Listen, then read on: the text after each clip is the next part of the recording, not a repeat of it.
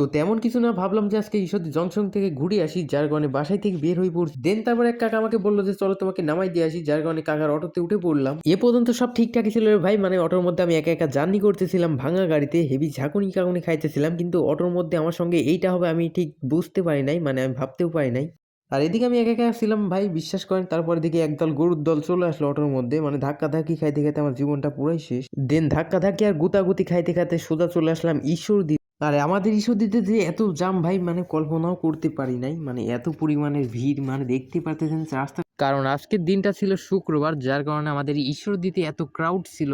তারপরে চলে আসলাম আমাদের ঈশ্বরদী জংশনের মেন পয়েন্টে, মানে এইখান থেকে টিকিট মিকিট সংগ্রহ করে যাইতে হয় আমাদের ট্রেনে ওঠার জন্য। তবে কি আর বলবো ভাই, এদিকে রেল স্টেশন থেকে বের হইতে না হইতে যা দেখলাম আমি, মানে পুরাই আগুন ভাই, বিশ্বাস করেন বলার বাহিরে। তবে কি আর বলবো ভাই, আমি মেয়েদের দেখি মানে হেভি পোস্টপাস নিই, কিন্তু এখানে দেখি আমাকে দেখে মেয়েরা হেভি পোস্টপাস নিচ্ছিল, যার কারণে আমিও একটু নিয়ে নিলাম।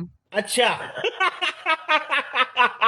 আর আমাদের ঈশ্বরদী ওভার ব্রিজের উপরে উঠলে মানে ঈশ্বরদী শহরের ভিউটা ঠিক এইরকম দেখায়। আর এদিকে আমার কথা কি আর বলবো ভাই, মানে আমার সে ছোট ছোট পোলাপান মানে গার্লফ্রেন্ড নিয়ে ঘুরে বেড়াচ্ছে, আর আমি এদিকে মানে একা একা দাড়ি মুছ চুলকাইতে চুলকাইতে ঘুরে বেড়াচ্ছিলাম। বাই দা ওয়ে, আমার তো দাড়িই নাই।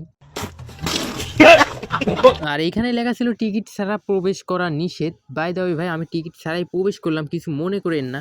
Sorry sorry sorry sorry sorry. প্রায় আধা ঘন্টা হাঁটাহাঁটি করার পর সোজা চলে আসলাম আমাদের ঈশ্বরদী জংশনের মেন পয়েন্ট, মানে এটাই হচ্ছে মেন পয়েন্ট ভাই। বিশ্বাস করেন এইখান থেকে পুরো ভিউটা আমার কাছে অনেক সুন্দর লাগে, যার কারণে আমি প্রতি সপ্তাহে একবার হলেও আমাদের ঈশ্বরদী জংশন থেকে ঘুরে যাই। তো যাই হোক ভাই, আজকের ভিডিওটা আমি নিয়ে পর্যন্তই ছিল। ভালো লাগলে লাইক কমেন্ট শেয়ার করবেন। দেখা হচ্ছে কোনো এক নতুন ভিডিওতে, সে পর্যন্ত সবাই ভালো থাকবেন, সুস্থ থাকবেন, নিজের খেয়াল রাখবেন। আল্লাহ হাফেজ।